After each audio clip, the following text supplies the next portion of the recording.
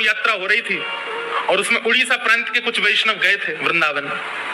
यात्रा पूरी करने के बाद 84 कोस ब्रजमंडल की यात्रा की और यात्रा विश्राम करके वापस उड़ीसा आ रहे थे।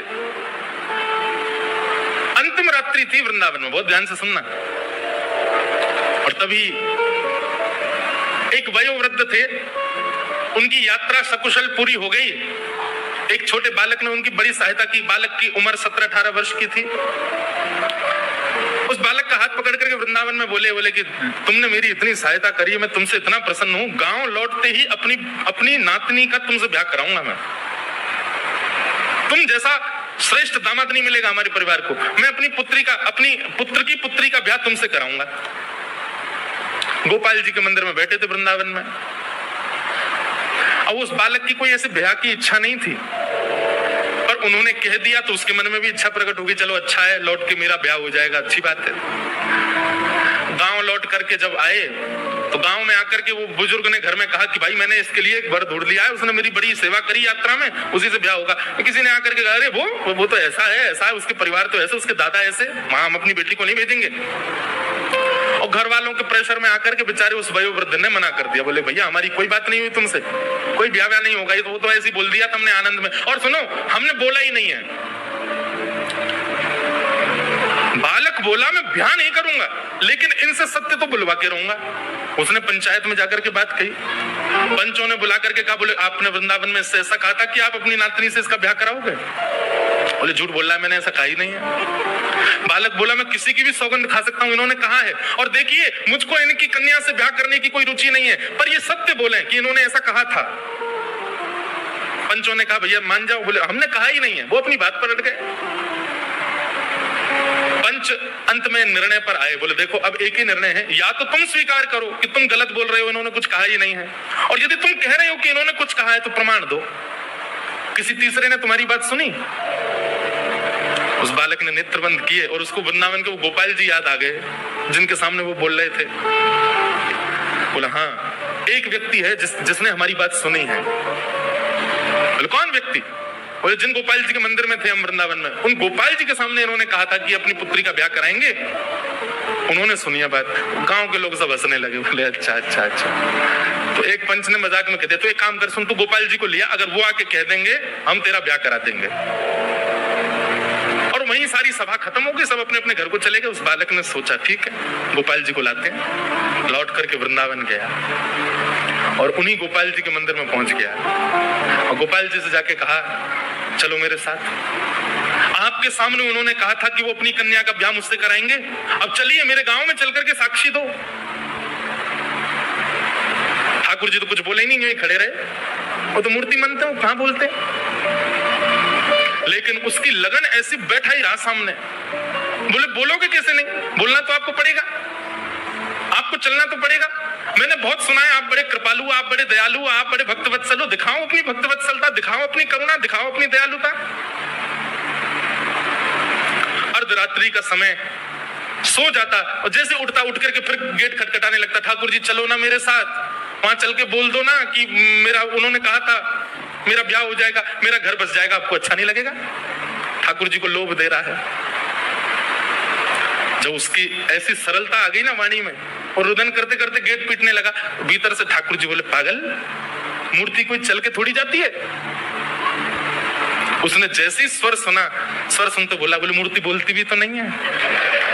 आप बोले क्यों? बोले मूर्ति बोलती भी तो नहीं है, जब चल के नहीं जाती तो बोलती भी तो नहीं है। और अब तो उसने गेट ही पकड़ लिया। बोले अब आप बोले हो तो मतलब आप चल भी सकते हो, अब तो आपको चलना पड़ेगा मेरे साथ। ठाकुर जी ने किवाड़ खोली, सामने खड़े होकर बड़ा जिद्दी है भाई, तुम हमको नहीं ले जा पाओगे। ठाकुर जी अब सचल ही हो गए, बिल्कुल मूर्ति वूर्ति सब त्याग दी, सचल हो गए उसके सामने। देखो एक बात मेरी याद रखना, लिख लेना कहीं पर, ठाकुर जी को प्रत्यक्ष प्रकट करना हो तो उसके लिए दो चीजें आवश्यक है। सबसे पहली उत्कंठा। उत्कंठा मतलब व्याकुलता। जैसे प्यासा व्यक्ति पानी के लिए व्याकुल, वैसी व्याकुलता ठाकुर जी के लिए हो तो ठाकुर जी सचल हो सकते हैं। और दूसरा जिद पकड़ लो, ठाकुर जी के पीछे ही पड़ जाओ, हाथ धो के बोल मिलोगे कैसे नहीं। तो ठाकुर जी ये दो ही तरीके हैं उनको सचल करने के। बाकी फिर साधन और भी हैं, लेकिन इन दो तरीके से मैंने कई भक्तों के चरित्र में देखा ठाकुर जी सचल हो गए। भगवान बोले देख तू हमको नहीं ले जा पाएगा। बोले क्यों नहीं ले जा पाऊं? बोले मुझे बहुत भूख लगती है, 8 बार भोजन करता हूं मैं दिन भर, कहां से खिलाएगा मुझे? बोला मैं आपकी सब व्यवस्था कर दूंगा, लेकिन आप मेरे साथ चलो। भगवान बोले बड़ा विचित्र है, तू मतलब केवल अपना घर बसाने के लिए ठाकुर को वृंदावन से उड़ीसा लेके जाएगा? बोले नहीं कर सकते आप मेरे लिए, आपके लिए कौन सी बड़ी बात। आप जब वैकुंठ से आ सकते हो गजेंद्र की रक्षा करने, मेरे लिए उड़ीसा तक नहीं जा सकते? वैकुंठ से पृथ्वी की दूरी ज्यादा है कि यहाँ वृंदावन से उड़ीसा दूर ज्यादा है? ठाकुर जी बोले हर बात का तर्क है तेरे पास, मैं आपकी सारी व्यवस्था कर दूंगा, भोजन प्रसाद सब मिल जाएगा नाथ, लेकिन मेरे संग चलो। उसके भाव से, उसकी सरलता से, उसकी जिद से ठाकुर जी इतने प्रसन्न हो गए। मुझे बात कहते कहते कभी मैं बड़ा भावुक हो जाता हूं कि जिस वृंदावन को ठाकुर जी कभी नहीं त्यागते, अपने कई वैष्णव भक्तों के प्रेम के लिए ठाकुर जी ने ब्रज तक को त्यागा है। और श्री गोपाल जी चल पड़े, बस एक नियम दे दिया, बोले पीछे मुड़ करके मत देखना, जब चल रहे होंगे, जब भोग लगाना होगा हमेशा हम कुछ आवाज कर देंगे, तुम रुक जाना, भोग बनाना पवा देना, लेकिन जब चलने की बारी आए तो पीछे मत देखना। ठाकुर जी, वैष्णव ने पूछा जान सकता हूं क्यों? ठाकुर जी बोले ललित गति विलास वल्गुहास प्रणय निरीक्षण कल्पितो रुमान। हम ललित गति से चलते हैं, हमारी चाल ऐसी है कि कोई और हमको निहारे तो हमको लज्जा आ जाती है, हमको शर्म आती है, हमको कोई देखे तो हम उछलते कूदते बाकी अदा से कभी कैसे चलते हैं। और बोले कहीं अगर तुमने हमारी ललित गति का दर्शन कर लिया तो तुम किसी और को देख ही नहीं पाओगे, गरबर नहीं बच पाएगा तुम्हारा फिर, इसलिए तुम पीछे मत देखना। ठीक है, चलने लगे। चलते चलते पूरा रास्ता सफर तय कर लिया, भोजन प्रसाद पाते दोनों भक्त भगवान चल करके उड़ीसा प्रांत में आ गए। जैसे ही उस गांव में पहुंचे जहां का वो व्यक्ति था, वहीं पास के समुद्र के किनारे चलने लगे। ठाकुर जी की पाजेबों की आवाज से उसको अनुभव होता था कि ठाकुर जी पीछे चल रहे हैं, लेकिन समुद्र की रेत जैसे ठाकुर जी के पायलों में भर गई तो आवाज आनी बंद हो गई। उसको संशय हुआ कि ठाकुर जी कहीं रुक तो नहीं गए, और तब तुरंत उसने पीछे देखा, ठाकुर जी ललित गति से खड़े थे, वैसे ही खड़े रह गए। बोले अब नहीं जाऊंगा, तेरे से मना करी थी पीछे मत देखना। बोले आपकी आवाज नहीं आई पैरों की, पायलों की, इसलिए देखा मैंने। भगवान बोले अब जो भी हो, अब इससे आगे नहीं जाऊंगा, 2 किलोमीटर रह गया मेरा गांव, 2-3 किलोमीटर ही तो है बस, चल दो गुरु। ठाकुर जी बोले भले आदमी, तेरे लिए हम इतने किलोमीटर चल के आ गए, तो गांव वालों को 2 किलोमीटर इधर लिया, यहाँ पे लिया। दौड़ा दौड़ा गया, सारे पंच और सारे गांव वासियों को बोला, बोले चलो चलो चलो, गोपाल जी आ गए, गोपाल जी आ गए, साक्षी देने गोपाल जी आए। गांव वालों को लगा क्या पागलपन है इसका, इतने महीनों बाद आया यूं कह रहा गोपाल जी आ गए। गांव वालों ने जाकर के देखा, समुद्र के किनारे सुंदर एक निकुंज वन में त्रिभंग लली श्याम सुंदर प्रत्यक्ष खड़े हैं और अपनी आंखों की पलकें झपका रहे हैं। देख करके वहीं सब नतमस्तक हो गए। ठाकुर जी ने साक्षी दी कि हाँ, मेरे मंदिर में इन बुजुर्ग महापुरुष ने इनको वचन दिया था कि गांव जाकर के ये अपनी कन्या का विवाह इससे कराएंगे। और गांव के लोग तो रोने लगे, नेत्रों में आंसू भराए सबके, और ठाकुर जी मूर्तिमंत हो गए, उसके ऊपर कृपा की। और भी प्रसंग साक्षी गोपाल भगवान के आते हैं कि जब साक्षी गोपाल भगवान आ गए तो पंडा पुजारी सब सोचने लगे अब इनके लिए मंदिर बने तब तक कहाँ रहेंगे। ठाकुर जी बोले इनको एक काम करो, जगन्नाथ मंदिर में विराजमान करे आओ। ऐसी कथा सुनी है मैंने, तो उनको श्री जगन्नाथ मंदिर में विराजमान करवा दिया। और जैसे वो जगन्नाथ मंदिर में विराजमान हुए, 1 सप्ताह के अंदर श्री जगन्नाथ जी पतले हो गए। ये जगन्नाथ जी पुजारी जी बोले ठाकुर जी कमजोर से लग रहे हो। ठाकुर जी बोले क्या करें, आजकल भोजन मिलता ही नहीं हमको। बोले क्यों? बोले नया ठाकुर आया, साक्षी को सबरा भोजन खा जाता है। मैं सुदर्शन जी बेचारे 5 दिन से भूखे, वो बलराम जी का भी खा जाता है, सुभद्रा जी का, सबरा अकेला पा जाता है, और हम लोगों को कहता खबरदार जो छुआ तो तुम लोग तो भोग धर के कपाट बंद करके चले जाते हो, पूरे भोजन पर अकेले उसी का राज रहता है।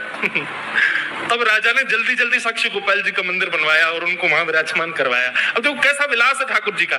जगन्नाथ जी भी वही गोपाल जी हैं, साक्षी गोपाल भी वही गोपाल जी, लेकिन विलास है ठाकुर जी का, इसलिए वो पूर्ण स्वतंत्र हैं।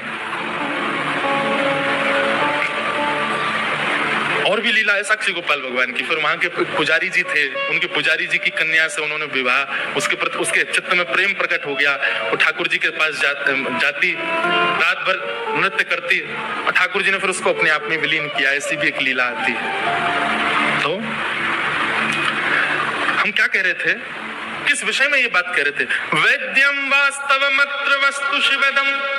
कथा सुनने के बाद ठाकुर जी से आपको कोई ना कोई संबंध का अनुभव होने लग जाए तो समझो आपने कथा सुनी। विचार करके नहीं कि पुत्र मानूं कि सखा मानूं। आप जगन्नाथ जी को देखो और जगन्नाथ जी को देख करके दर्शन की विधा यही होती है कि ठाकुर जी को देखते देखते ये अनुभव करो कि मुझे कौन सा संबंध दिख रहा है। विचार करके नहीं कि ये मेरे पुत्र हैं, ये मेरे सखा हैं। आप अपनी तरफ से प्रस्तावित मत करो, ठाकुर जी को बोलने दो कि मैं तुम्हारा ये हूं और वो संबंध ठाकुर जी से मानो। ठाकुर जी को देख के क्या भाव उत्पन्न होता है कभी पूछिए अपने चित्त से। आपको उनके प्रति गुरु भाव आता है, उनके प्रति भगवत भाव आता है, उनके प्रति सखा का भाव आता है, उनके प्रति प्रियतम का भाव। क्या भाव आता है? मीराबाई का प्रियतम भाव है, सूरदास जी महाराज का लाल भाव है, नन्हे से लाला है, गोस्वामी जी महाराज का गुरु भाव है। आप अपने मन से मत बनाओ, ठाकुर जी के स्वरूप। अब की बार जगन्नाथपुरी जाओ और श्री जगन्नाथ जी को देख करके उनके रूप श्रृंगार में मत अटके रहो। देख करके अपने आप से पूछो, ये मुझे मेरे कौन लगते हैं, ये किस रूप में मुझको दिख रहे हैं, इनके प्रति मेरा भाव क्या उत्पन्न हो रहा है। और फिर जो एक क्षण के लिए भाव आएगा उसी भाव को ही वहीं पर प्रस्तावित करके ठाकुर जी को उसी शब्द से पुकारना। जो भाव लगे ठाकुर जी के प्रति उसी शब्द का उच्चारण कर देना। सखा, गुरु, पुत्र, पिता, प्रियतम।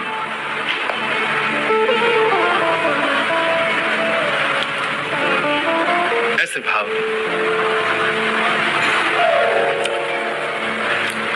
ऐसे ऐसे सखा, ऐसे ऐसे भक्तों के चरित्र आए हैं। ठाकुर जी को जीजा जी बोलते हैं। ठाकुर जी कौन बोले? हमारी जीजा जी हैं। अच्छा, बहन कौन बोले? किशोरी जी हमारी बहन है, सीता जी हमारी बहन है, जी हमारे जीजा जी हैं। कैसे कैसे संबंध लोगों के, आप देखो तो सही। अच्छा, पुत्र, पिता, प्रियतम, सखा, गुरु, ये संबंध तो हमने बहुतों के देखे, पर कई ऐसे विलक्षण संबंध हैं। इन संबंधों के भी चरित्र हैं। जैसे ठाकुर जी के प्रति जीजा जी का भाव कितना प्रिय, हम साले हैं, वो हमारे जीजा जी हैं। दूसरा, गुरु शिष्य का भाव, ठाकुर जी शिष्य, हम उनके गुरु हैं। ऐसे भी कई भक्त हुए। एक तो अद्भुत है, बोले क्या? ठाकुर जी हमारे मामा हैं, हम इनके भांजे हैं। क्यों? हमारी माता जी के भैया हैं, हमारी माता जी भाई मानती हैं। अब कोई यहाँ बैठी हो, वो ठाकुर जी को अपना भाई मानती है, तो निश्चित है उनके पुत्र हो तो उससे बोल दो बचपन में, यही तुम्हारे मामा हैं। और जब जब जगन्नाथ जी के पास जाए तो यही कहते, कहाँ जा रहे हो? मामा के घर जा रहे हैं, अपने मामा जी से मिलने जा रहे हैं। बताओ, उन बच्चों के जब बच्चे होंगे उनके जगन्नाथ जी कौन लगे? नाना जी। कहाँ जा रहे? बोले नाना घर जा रहे हैं अपने। कितना प्रिय लगेगा इस सुनने में। और वास्तव में आप विश्वास मानिए, मैं व्यासपीठ पर बैठ करके कहूं, मेरी बात निरर्थक ना हो, आप भूल जाओगे संबंध, लेकिन ठाकुर जी निभाएंगे। जब ठाकुर जी को पता चलेगा मेरा देवता आ रहा है, हम नाना जी बने बैठे हैं, उसके लिए अपने आप ही व्यवस्था ठाकुर जी कर देंगे, भोजन प्रसाद आदि सब चीज की। और कई ऐसे भक्त चरित्रों में आता है, स्वामी श्री हरदास जी महाराज का एक चरित्र ग्रंथावली पढ़ी थी, उसमें ऐसा वर्णन था कि ठाकुर जी से जो संबंध बनाता है वो जब ठाकुर जी से मिलने के लिए जाता है, तो अब तो ऐसा नहीं, पर प्राचीन काल में ऐसा था कि श्री जगन्नाथ महाप्रभु अपनी ब्रह्म वेदी पर ऐसे झूमते हुए मिलते थे सुबह मंगला में। तो पुजारी जी जाके, आज जय जय इतने प्रसन्न क्यों हो? बोले अरे अभी अभी वृंदावन से 5 भक्तों की टोली निकली है जगन्नाथपुरी के लिए, मुझे बड़ी अब उत्सुकता हो रही, कब आएंगे? सुनो, उनके लिए रहने की व्यवस्था कर दो, उनके लिए भोजन प्रसाद की व्यवस्था कर दो, उनके लिए। अब ऐसा क्यों नहीं होता? हमारे प्रेम में ही दूषितता आ गई, हमारा प्रेम इतना स्वच्छ नहीं बचा। लेकिन आज भी ऐसा लगता है कि आज भी यदि कोई उतना प्रेम उन्माद के साथ जब महाप्रभु जी के पास जाता होगा, आज भी ठाकुर जी झूमते तो होंगे। कभी कभी बंधुओं, धाम ऐसे भी जाओ, कोई व्यवस्था करके मत जाओ, ना होटल की ना भोजन की, ठाकुर जी के भरोसे जाओ। बोले ये खिलाएंगे, ये रुकाएंगे, जहां रुकाना हो चले जाओ बस। इतने सारे एक्सपेरिमेंट लोग करते हैं, ऋषिकेश में जाते हैं, वो करेंगे रिवर राफ्टिंग, जबरदस्ती पैसा देके मौत के मुंह में जाते हो, ऊपर से पहाड़ पे से कूदने वाला, समुद्र में प्रवेश करने, इतने सब पैसा दे करके आप लोग ये सब काम करते हो। तो एक बार ये भी करके देखो, क्या प्री बुकिंग कुछ नहीं, बस पहुंच जाओ। वृंदावन हो या जगन्नाथपुरी, ना रहने की व्यवस्था करके जाओ ना भोजन की, ठाकुर जी के भरोसे जाओ। बोले नाथ अब हमको बताओ कि आप हमसे प्रेम करते हो कि नहीं। अगर प्रेम आपके चित्त में होगा तो अपने आप कुछ ठाकुर जी ही व्यवस्था करके पवा देंगे, और देखिएगा निश्चित पवाएंगे ठाकुर जी, निश्चित सुलाएंगे, कहीं ना कहीं व्यवस्था हो जाएगी। और और जैसे ही आपके सामने कोई प्रसाद लेकर के आएगा, लो भैया प्रसाद पाओ, किसी कोने में बैठ के इतना रोओगे ना, फिर आपके मन में आएगा कि अब स्वीकार कर लिया। हमको भक्ति केवल करनी नहीं है बंधु, हमको प्रमाण भी तो चाहिए कि नाथ हमसे प्रसन्न है कि नहीं, वो स्वीकार कर रहे हैं कि नहीं। मेरा नाथ तू है, मेरा नाथ तू है, नहीं मैं अकेला, मेरे साथ तू है, मेरा नाथ तू है, मेरा नाथ तू है, नहीं मैं अकेला, मेरे साथ तू है, मेरा नाथ तू है, मेरा नाथ तू है, नहीं मैं अकेला, मेरे साथ तू है, मेरा नाथ तू है, मेरा नाथ तू है, नहीं मैं अकेला, मेरे साथ तू है, मेरा नाथ तू है, मेरा नाथ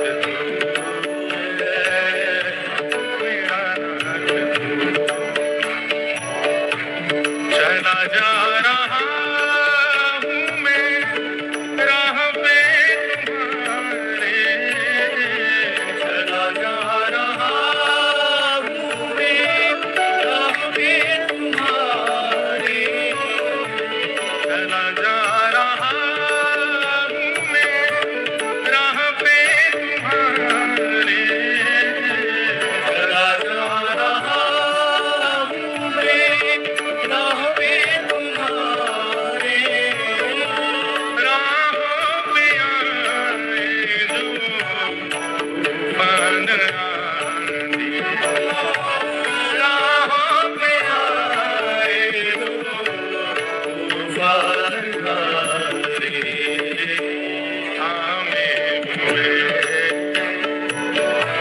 मेरा हाथ तू है, नहीं मैं अकेला, मेरे साथ तू है, मेरा नाथ तू है, मेरा नाथ तू है, नहीं मैं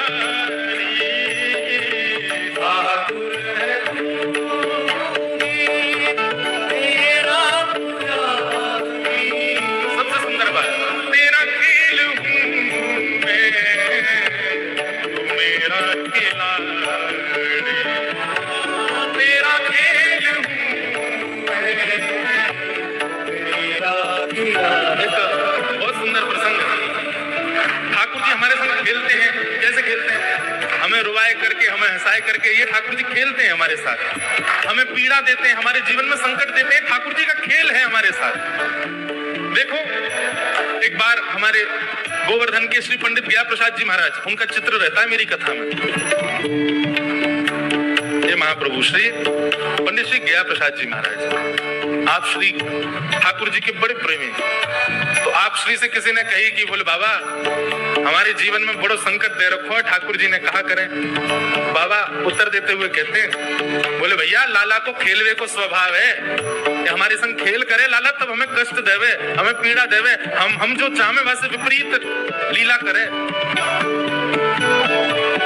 एक इतनी सुंदर बात पंडित जी महाराज कहते, बोलते ठाकुर जी खेल करें वैसे घबराओ मत। ठाकुर जी से केवल एक बात कहो, ठाकुर जी तुम्हें जैसे खेलना खेलो, लेकिन शर्त ये खिलौना कभी बदलना नहीं चाहिए, खिलौना हम ही रहने चाहिए, हमको कभी बदलिए मत। कहीं ऐसा नहीं हो कि भाई एक्स्ट्रा ऑर्डिनरी खिलौना आ गए तो हम छोड़ दिए, नहीं नहीं ठाकुर जी आप चाहे हमें तोड़ो मरोड़ो फेंक दो काट दो बीच में, तो खिलौना हम ही रहने चाहिए, हमको मत छोड़ो। तेरा खेल हूँ मैं, तू मेरा खिला, तेरा खेल हूँ मैं। अच्छा एक बात, आपको कैसे पता चले कि ठाकुर जी ने खिलौना बदल लिया? आप जो चाहते हो, जो सोचते हो, जो आजकल बोलते हैं मैनिफेस्ट करो, जो आपने सोचा आपको मिल गया, समझो आप खिलौना बदल चुका है, कोई और आ गया ठाकुर जी के पास। आपने जो योजना बनाई वो योजना पूर्ण हो जाए, जो खाने का मन करे वो व्यवस्थित हो जाए, जो जो आप सोचने लगो वो तुरंत आपके सामने प्रस्तुत होने लगे। संसारी भाव, ठाकुर जी से संबंधी नहीं, संसार का भाव। जो आप सोचो, जो आप विचार करो, जो आप चाहो वो आपको तुरंत मिल जाए, ज्यादा प्रयास ना करना पड़े। समझ जाइए ठाकुर जी ने खिलौना बदल लिया है, अब कोई और है। लेकिन आप चाह रहे हो आज तो पाव भाजी मिलने चाहिए, हे ठाकुर जी कहीं से खिलवा दो, लेकिन माँ ने कान पकड़ ली, बोले तुझे आज करेला ही खवाऊंगी मैं, करेला ही खा। समझ, हाँ अभी खिलौना हम ही हैं। सोच रहे थे कि वहां घूमने जाएंगे, फ्लाइट ही कैंसिल हो गई, रद्द हो गई, महाराज बर्फ गिर गई ज्यादा, रास्ते बंद हो गए, ब्लॉक हो गए, नहीं जा सकते, खिलौना हम ही हैं। जो सोचते हैं, जो विचार करते हैं, संसार का भाव वो पूर्ण ना हो एक बार में, कोई ना कोई रुकावट आवे, अड़चन आवे एक बार के लिए, तो समझ जाना खिलौना आप ही हो। लेकिन बिना किसी अड़चन के और जो चाहो वो मिल जाए संसार में, समझ जाना खिलौना बदल गया है। ठाकुर है तू मैं तेरा पुजारी, ठाकुर है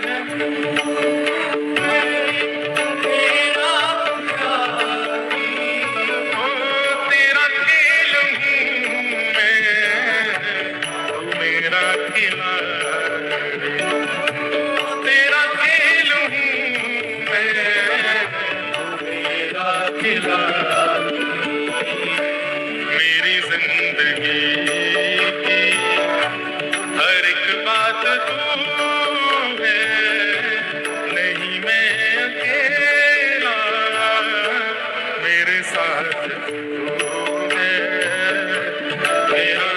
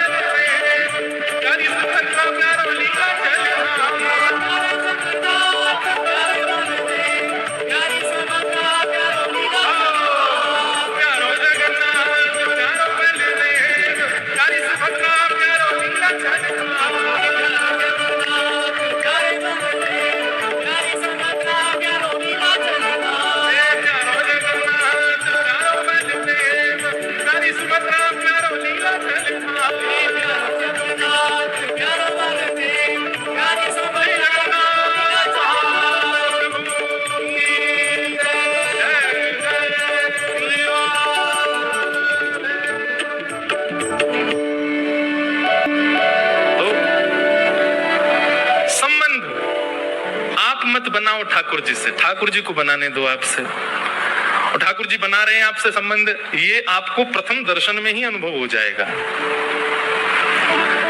और प्रथम में ना हो तो अभी समझना अभी शायद हम परिपक्व नहीं है, और परिपक्वता लाओ, और भजन बढ़ाओ, और कथा बढ़ाओ, और सेवा बढ़ाओ, फिर दर्शन करने जाओ। और आपके यहाँ से तो महाप्रभु जी थोड़े दूरी पर भी बैठे हैं, तो ऐसा तो है नहीं कि रोज रोज जा रहे हो, महीना 2 महीना 3 महीना में जाओ, वृंदावन जाओ, अनुभव करो कि कौन सा संबंध बनना है ठाकुर जी का, और फिर जो संबंध ठाकुर जी आपको अर्पण करें वही संबंध निभाओ। वैद्यम वास्तवमत्र वस्तु शिवदम। अच्छा, आप कहेंगे महाराज जी इसमें सहायता कौन करेगा हमारी? भागवत जी, श्रीमद् भागवत। श्रीमद् भागवत ही आपकी सहायता करेंगे संबंध प्रस्तुत करने में कि कौन सा संबंध व्यवस्थित किया है ठाकुर जी ने। भागवत जी में लिखा है, ठाकुर जी से संबंध कराती हैं भागवत जी। और कैसा संबंध कराती हैं? बोले शिवदम, कल्याणकारी संबंध कराती। वैद्यम वास्तवमत्र वस्तु शिवदम तापत्रयोन्मूलनम श्रीमद्भागवते महामुनि कृते किं वा परैरीश्वर सत्यो विद्वरुध्यते त्रिकृतिभिः शुश्रूषुभिस्तच्छणा। इस प्रकार श्रीमद् भागवत जी का विषय अधिकारी संबंध और प्रयोजन। अंतिम बात है प्रयोजन। प्रयोजन यहाँ पर बताया गया तापत्रयोन्मूलनम। 3 प्रकार के ताप यानी कि संकट आते हैं हमारे जीवन में, उनका उन्मूलन कर देते हैं। आज भी चर्चा हो रही थी सुबह जहां हम निवास कर रहे हैं वहां वैष्णवों से, कि हमको लगता है भक्त को देख करके कि पीड़ा में है, लेकिन उसको नहीं पीड़ा का अनुभव होता। वृंदावन के संतों को देखते हैं, गोवर्धन में जाओगे तो वहां एक संत है, वो 3 परिक्रमा रोज लगाते हैं गिरिराज जी की। कितनी? आपसे एक ना लगे। कई लोग तो ऐसे महानुभाव हैं, वो 1 परिक्रमा 2 दिन में लगाते हैं। आधी आज लगाया है, आधी कल लगावे जाएंगे। ऐसे गिरिराज जी की 3 संत हैं, एक साथ हाथ पकड़ के परिक्रमा लगा, 3 परिक्रमा रोज लगाते हैं पर डे। मतलब जैसी तीसरी परिक्रमा होती है, जो बीच का समय बचता उसमें उनको स्नान भी करना है, संध्या भी करनी है, जब साधना भी करनी है, और फिर से परिक्रमा के लिए निकलना है। अब लोग बाग जब उनको देखते हैं तो पता क्या, ओहो कितना कष्ट हो रहा होगा। और ऐसी गर्मी में, अभी आप मौसम देख रहे हैं, हम तो 3-4 दिन पहले घबरा गए थे। राउरकेला में कितने सारे लोग गर्मी के कारण भगवत धाम प्रस्थान कर गए। मैं तो कामें जगन्नाथ जी भी और कथा करनी है आगे मुझे, पर यह था कि भीतर कथा होगी तो यहाँ ठीक है। भगवान करे जो सूर्य नारायण भगवान के ताप से प्रस्थान कर गए, सदगति उनको श्री महाप्रभु अपने चरणों में दें। इतनी गर्मी, कोई स्थिति नहीं है, कोई चल नहीं सकता। दोपहर के 1-2 बजे सुनसान रहते हैं रोड, पर उन महापुरुषों का अभी भी नियम चल रहा है 3 परिक्रमा का पर डे। पैरों में बोरी बांध लेते हैं, क्योंकि शरीर है, शरीर तो अपना धर्म, उसको विपरीत ले जाओगे तो वो तो छिलेगा भी, वो तो उसके तो उनकी एड़ियां फट गई, पैर फट गए, तो शरीर तो अपना धर्म निभा रहा है। उसके विपरीत जाओगे तो वो तो आपका साथ छोड़ेगा, लेकिन उनकी लगन नहीं छूट रही है, वो अभी भी परिक्रमा लगाते हैं। मैंने दंडवती लगाई थी जब गिरिराज जी की, हम जैसी दंडवती कोई ना लगावे। 6 महीना में दंडवती लगी हमारी। लेकिन वैसे देखा जाए तो दिन गिनोगे तो दिन तो लगे थे हमको कितने, 15-16 दिन लगे थे। लेकिन 10 दिन पहले लगा गए, फिर बची हुई जो थी वो 6 महीना बाद लगाने गए, तो बीच में कथाएं आ गई थी। तो वो महापुरुष तीनों मिलते थे मुझको दंडवती में, और इतने प्रेमी, इतने सुंदर महात्मा। मैं दंडवती लगाता था तो कभी ना कभी तो मिल ही जाते थे, कहीं ना कहीं उनकी परिक्रमा तो चलती रहती है। तो जैसे मैं लेट के दंडवती कर रहा होता था, चुपके से पीछे से आते मेरे पांव छू लेते। मैंने कि महाराज जी ऐसे क्यों करते हो आप? तो बोलते आप ब्रजवासी हो, ऊपर से कथाकार हो, ठाकुर जी की लीला सुनाते हो, बताओ दंडवती कर रहे हो, आपको प्रणाम करेंगे तो गिरिराज जी हमसे जल्दी रीझ जाएंगे। वही महापुरुष, वो भी बेचारे, इसी मैं भी यही सोचता था मुझे आज मिलेंगे, कहाँ मिलेंगे। उनको भी रहता था व्यास जी कहाँ मिलेंगे। कहीं ना कहीं थोड़ी बहुत राम राम शाम शाम होती थी, और 10 दिन की परिक्रमा पूरी करके कथाएं आ गई तो मैं तो चला गया। उनको लगा कि परिक्रमा पूरी हो गई व्यास जी की, वो तो गए। 6 महीना बाद मैं फिर आया, अपना वो फॉर्म लेके वो फॉर्म बिछा बिछा के लगाते हैं ना। जैसी मैंने परिक्रमा शुरू करी, बाबा आए, ओ वो तो महाराज लिपट गए। बोले भक्त तो बहुत देखे, आप जैसा नहीं देखा। 6 महीना नहीं हुए दोबारा परिक्रमा शुरू कर दी। मैंने महाराज जी दोबारा नहीं है, ये पहली चल रही है अभी। महाराज जी बोले फिर तो आपसे गया गुजरा कोई नहीं है, एक परिक्रमा में इतना समय कौन लगाता है। मैंने महाराज जी हम ब्रजवासी ने जरूरत थोड़ी है परिक्रमा लगावे की दंडवती, इतना कष्ट पान हम ज्यादा कष्ट में। मैंने कि दुनिया के लोगों को ज्यादा से ज्यादा बहुत मेहनत करेगा तो 12-13 दिन लगते हैं, लगातार रहे तो 12 दिन में हो जाए। और कोई बहुत तंदुरुस्त हो, बढ़िया हष्ट-पुष्ट हो तो 3-4 दिन में लगा देता है दंडवती पूरी। मैंने कि बाबा बात ऐसी है कि हमें ब्रजवासी और हम जब कष्ट में गिरिराज जी देखे ना हमें, तो बेचारे ने बहुत दया आ जाए मुंह पे। 3-4 बार लेटते हैं हम, उसके बाद 1 घंटा आराम करते हैं। मैंने गिरिराज जी बार बार यूं तू काई को कष्ट पा रहे हो भैया, तू तो आराम कर बैठो रे, काई को इतना श्रम कर रहे हो। और दूसरा भाग, मैंने महाराज जी घर आया मेहमान यदि अखर रहा हो तो यूं रहती जल्दी जाए, लेकिन घर आया मेहमान प्रिय लग जाए तो और रुक जाए 2-4 दिन। मैंने कि 5-6 दिन में दंडवती पूरी करके चलो जाऊंगा तो यूं मानूंगा कि गिरिराज बाबा ने होगी जल्दी जा, तू परेशान कर रहा है। मैं 6 महीना तो यहीं पढ़ूंगा, गिरिराज जी ने पकड़ रखो, तू कहीं मत जा, तू यहीं रहे, मेरे पास ही रहे, तू काहे को जावे कहीं। तो बोले तुम सब ब्रजवासियों पे उत्तर सारे हैं। मैंने कि और नहीं, वो तो यही मारे तो ब्रजवासी। तो 3 परिक्रमा रोज लगाते हैं गिरिराज जी की।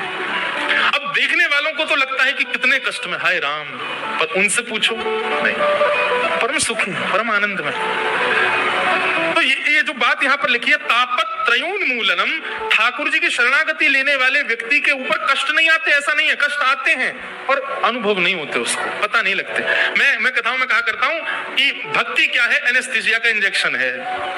सुन्न पड़ गए हो, फिर चाहे आपको कोई बुरा बोल जाए आपको बुरा नहीं लगता, आपके साथ कोई गलत कर जाए आपको गलत नहीं लगता, आपके साथ कितना भी कुछ अपराध, कितना भी जीवन में संकट आ जाए आप प्रसन्न नहीं रहोगे, क्योंकि सुन्न पड़ चुके हो। भक्ति का रंग जब चढ़े तब संसार के विषय भोग, संसार की विचलनता आपको विचलित नहीं करती। अच्छा, इसका मतलब ऐसा नहीं है कि आप पूर्ण रूपेण उस चीज से, स्थिति से बाहर आ गए हो, थोड़े थोड़े आओगे लेकिन आ जाओगे। जैसे कोई बहुत बड़ा काम महीनों से रुका हुआ अचानक से वो निरस्त ही हो गया, हुआ ही नहीं, खत्म ही हो गया पूर्ण रूपेण। अब संसारी व्यक्ति होगा ना, वो तो टूट जाएगा, डिप्रेशन में चला जाएगा और हो सकता है आत्महत्या भी कर ले। लेकिन वैष्णव क्या करेगा? वैष्णव थोड़ी देर के लिए चिंता में जा सकता है, परंतु फिर से नवीन भाव में आएगा, प्रसन्न हो जाएगा, कोई बात नहीं, ठाकुर जी की यही इच्छा है, प्रणाम करके आगे बढ़ेगा। वो विचलित उस चीज पर ज्यादा विचलन नहीं कर सकता। और माफ कीजिए, कोई भी चिंता जीवन में आवे, यदि वो 1-1.5 घंटे से अधिक आपके सिर पर हावी हो रही है तो आप वैष्णव नहीं हो। 1-1.5 घंटा भी ज्यादा बोल रहा हूं मैं, पर इतनी देर में, कलयुग का समय है ना, मिलावट वाला भोजन करते हैं तो इतना तो हमारा मन शुद्ध नहीं है। तो 1-1.5 घंटा का अवधि लेके चलो, 1-1.5 घंटा में अगर आप चिंता मुक्त नहीं हो रहे हो तो इसका मतलब आप भजन भक्ति भाव किसी में भी पुष्ट नहीं हो। आपको 1-1.5 घंटा 2 घंटे के अंदर उस चीज से निकलना है, तुरंत ठीक होना है, फिर से प्रसन्न होना है, फिर से उठ करके चल देना है, तो समझो क्या वैष्णव। चिंता में पड़े हैं, बिस्तर में पड़े, 3 दिन हो गए, नहा ही नहीं रहे, क्या संसार है, अरे सब ऐसे ही है, क्यों है, कोई अपना नहीं है, सब ये है, अरे अब तो कोई जीवन की आशा नहीं, मर जाए बस। ये महासंसारी व्यक्ति का लक्षण है।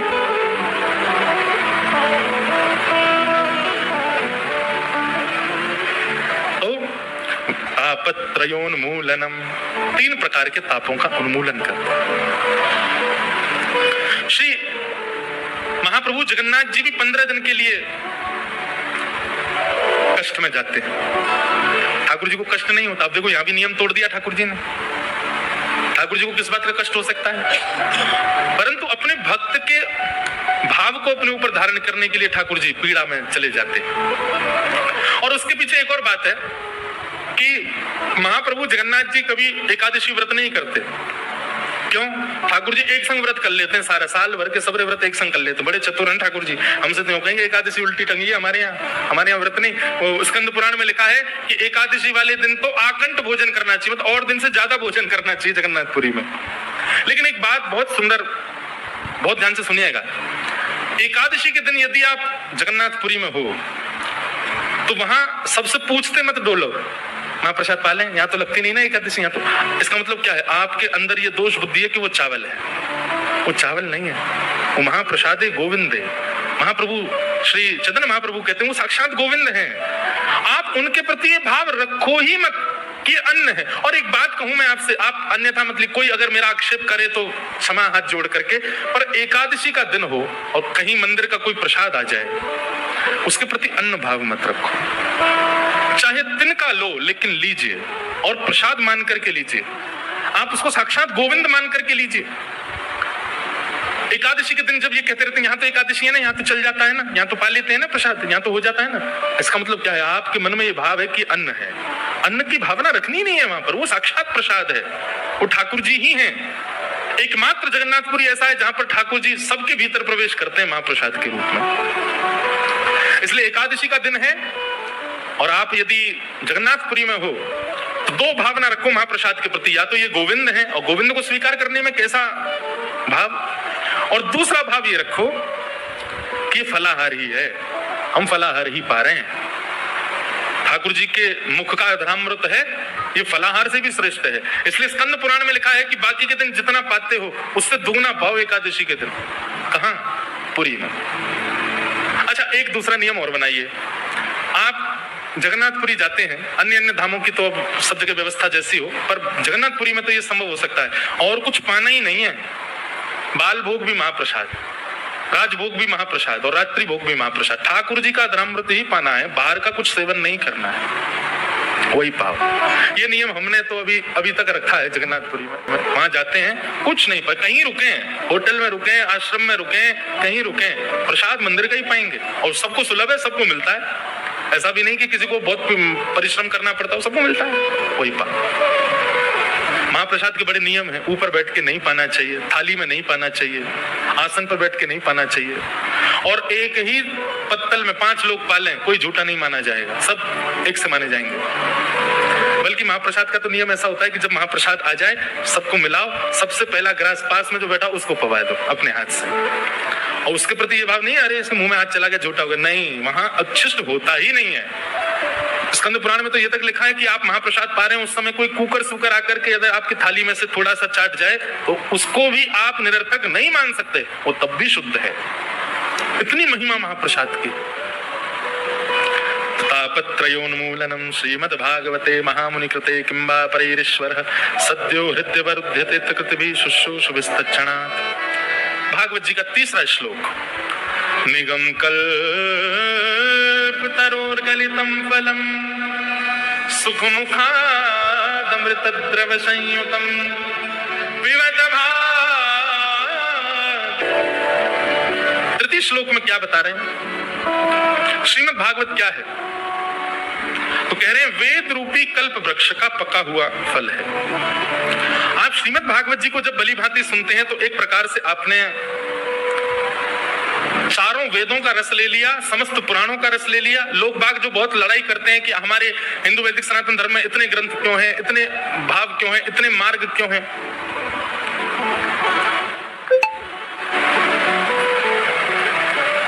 एक बात बहुत ध्यान से सुनिए। कई लोग आक्षेप करते हैं इतने देवी देवता हिंदू धर्म में क्यों, इतने ग्रंथ पुराण हिंदू धर्म में क्यों? उन लोगों को एक उत्तर दीजिएगा। किसी व्यक्ति ने व्यापार शुरू किया, एक दुकान से शुरू किया और 100 साल निकल गए। सिंस लिखा रहता 1985, अभी चला 2024, सिंस 1924, मतलब 100 साल हो गए, लेकिन अभी तक एक दुकान नहीं है उसकी। और किसी व्यक्ति ने व्यापार दुकान से शुरू किया, इस नगर में फैक्ट्री, उस नगर में फैक्ट्री, वहां चले जाओ, वहां व्यापार, वहां चले जाओ, दुकानें खुली महाराज। दुनिया भर के पूरे विश्व भर में उसने अपने अपने प्लेटफॉर्म खोल दिए, अपने फ्रेंचाइजी डाल दी। श्रेष्ठ किसको मानोगे, जो 100 वर्षों से एक ही दुकान में है या 100 वर्षों में पूरी दुनिया में व्यापक हो गया? तो ऐसा ही मानिए कि हमारे वेदव्यास जी महाराज ने, जिन्होंने इन सब ग्रंथों की रचना की, उन्होंने ग्रंथ की रचना इतनी विस्तार तत्व में कर दी, इतना विस्तार हो गया, इतना उनका बिजनेस फैल गया कि हमारे हिंदू वैदिक सनातन धर्म इतना विशाल हो गया, इतना महान हो गया, इतना विस्तृत हो गया, तो एक जगह स्थिर नहीं है, सब जगह है, सब जगह व्याप्त है। इतने देवी देवता, उसके पीछे भी कारण। हमारे हिंदू वैदिक सनातन धर्म में कामना पूर्ति करने वाले लोगों के लिए देवता अलग हैं, प्रेम करने वालों के लिए देवता अलग हैं, सेवा करने वालों के लिए देवता अलग हैं, सेवक अर्चना करने वालों के देवता अलग हैं, कभी कभी मंदिर पे प्रतिभाव पूजने वालों के देवता अलग हैं। सबके लिए बहुत सारे ऑप्शंस हैं, कैसे भी रहो लेकिन सनातन धर्म से जुड़े रहो। छोड़ो नहीं अपने रूट्स को, इसलिए इतने सारे देवता। परंतु बंधुओं, यदि आप श्रीमद् भागवत का श्रवण करते हैं तो आपने चारों वेद, उपनिषद, शास्त्र, धर्म, ज्ञान, वैराग्य आदि आदि जो कुछ भी आप कह लो शब्द, उन सबका निचोड़ आपने एक साथ ग्रहण कर लिया यदि आपने भागवत को श्रवण किया तो। क्यों? श्रीमद् भागवत सबका सार तत्व है। निगम कल्पतरोर गलितम फलम। श्रीमद् भागवत फल है, बाकी जितने भी ग्रंथ आदि हैं ये सब वृक्ष हैं। एक वृक्ष है सनातन धर्म, और वही वृक्ष का नाम है निगम, यानी कि वेद। उस वेद रूपी वृक्ष के पके हुए फल हैं श्रीमद् भागवत। रस वृक्ष ने डाला है, फल को वृक्ष ने जन्म दिया है, परंतु क्षुधा निवृत्ति और रस की प्राप्ति फल से ही होती है, वृक्ष से नहीं होती। तो इसलिए श्रीमद् भागवत क्या है? फल है। निगम कल्पतरोर गलितम फलम। श्रीमद् भागवत फल है। इसीलिए मैं कथा में कहा करता हूं कि आप अन्य कोई भी कथा सुनो, अन्य किसी भी मार्ग पर जाओ, आप फल की कामना करो, पर भागवत जी से कभी फल की कामना मत करना, हमको ये मिल जाए, हमको वो मिल जाए, और क्योंकि कुछ मिलेगा ही नहीं। क्यों? ये स्वयं फल है। फल से फल नहीं मांगा जाता, फल से रस मांगा जाता है। फल से क्या मांगा जाता है? रस। यहां तो रस की कामना से आओ, फल की कामना से नहीं। मैं बताया करता हूं, एक जगह मेरी कथा थी तो एक माता जी प्रणाम करने आई मंच पे, 7वां दिन तक कथा विश्राम। मुझसे आके प्रणाम, महाराज जी बहुत अच्छी कथा सुनाई आपने। मैंने अच्छा, साथ में उनकी बहू थी, प्रणाम करो महाराज जी, प्रणाम। महाराज जी इसको फल दे दो, हमारे नाती नहीं है। मैंने कहा मैया फल कहाँ से लाऊं मैं? बोले नहीं, मैं पहले दिन ही आपकी चौकी के नीचे धर गई थी। मैंने कहा अच्छा। मैंने हाथ डाल के देखा, फल निकाल आए।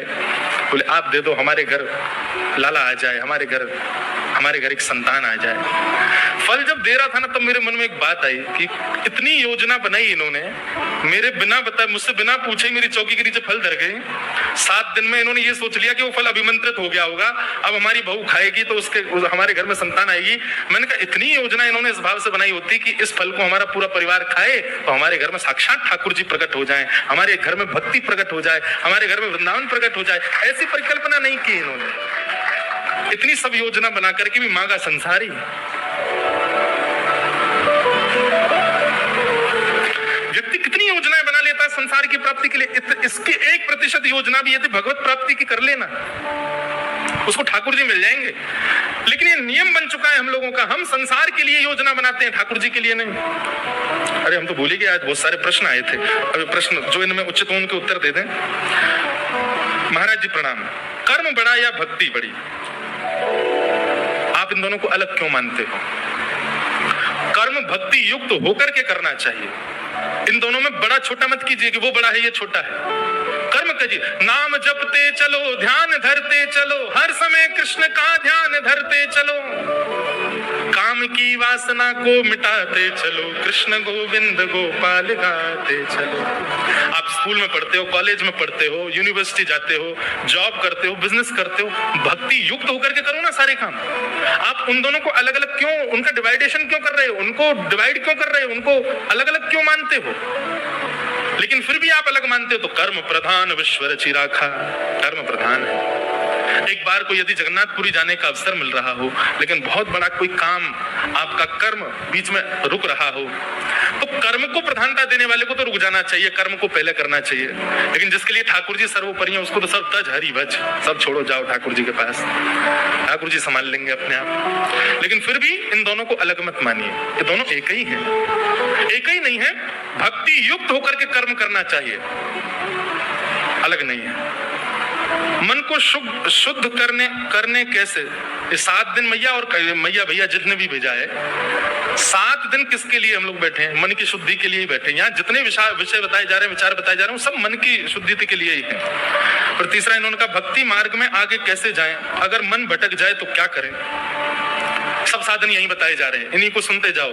और सुनिए, कल से आप सब लोग एक डायरी और पेन लेके बैठा कीजिए कथा में, जो सूत्र आपको बढ़िया लगे तुरंत उसको लिख लिया कीजिए, तो ये इतने प्रश्न नहीं आएंगे मन में।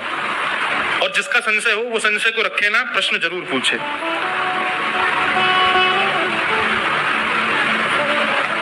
भक्ति से संतुष्ट न होना समझ में आता है, पर व्यापार से संतुष्ट होने वाली बात विस्तार से बताइए। वाह, भक्ति भक्ति से संतुष्ट नहीं होना चाहिए, ये बात तो महाराज जी समझ में आ जाती, पर आप कह रहे हो कि व्यापार से संतुष्ट हो जाना चाहिए, इस बात को बताओ। देखो, ये हमने इस परिप्रेक्ष्य में कहा था जिसके लिए भक्ति प्रधान है, जिसके लिए जो वस्तु प्रधान है उससे कभी संतुष्ट मत हो, इसीलिए उसमें गति प्राप्त करोगे। अगर आप व्यापार में गति प्राप्त करना चाहते हो, उससे संतुष्ट मत हो, लगे रहो लगे रहो लगे रहो। और लगा व्यक्ति तभी रहता है जब संतुष्ट नहीं होता। संतुष्ट हो जाता है तो विश्राम करता है। भोजन करते करते जब संतुष्टि हो जाती तभी हम कहते बस अब नहीं। ऐसे ही जिसको भक्ति मार्ग प्रधान है वो भक्ति में कभी संतुष्ट ना हो। व्यापार मार्ग प्रधान है, व्यापार संतुष्ट, लेकिन जिस मार्ग को आप चुनो उसके अलावा बाकी सबसे फिर संतुष्ट हो जाओ, उससे संतुष्ट मत हो।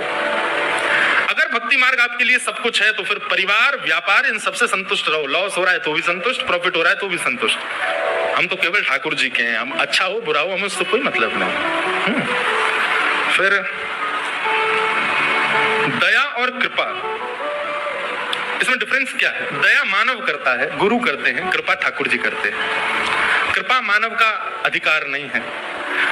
दया किसी के भाव को देख करके की जाती है, पर कृपा ठाकुर जी करते हैं, वो कई बार भाव भी नहीं देखते, कर देते हैं बस।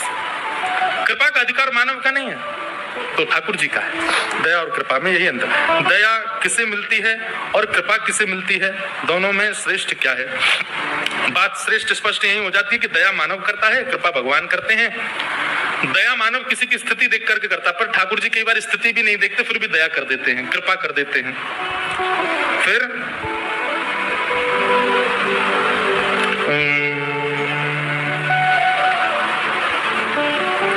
राधा रमण जी की भक्ति में आगे बढ़ना है, मैं क्या करूं? सत्संग सर्वश्रेष्ठ उपाय है।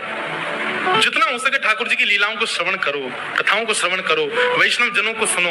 जितना आप सुनेंगे उतना चिंतन बढ़ेगा, उतना भाव बढ़ेगा। फिर धीरे धीरे क्या होगा, आप मानसी सेवा में प्रवेश करने लग जाओगे। आपकी मस्तिष्क ही एक अलग सेवा करने लग जाएगा, उससे अपने आप आपका प्रेम उन्माद बढ़ेगा। फिर आप राहुल केला रहो चाहे कहीं रहो, आपके लिए सब वृंदावन हो जाएगा, सब राधा रमण जी का ही आंगन हो जाएगा। सब जगह जित देखूं उतित श्याममयी है, ऐसी स्थिति हो जाएगी। हम परिवार में रहकर कैसे हरि भजन हरि प्रिय हो सकते हैं? हमारे मन संसारिक लोगों में नहीं लग रहा है, कृपा करके कोई उपाय बता। मतलब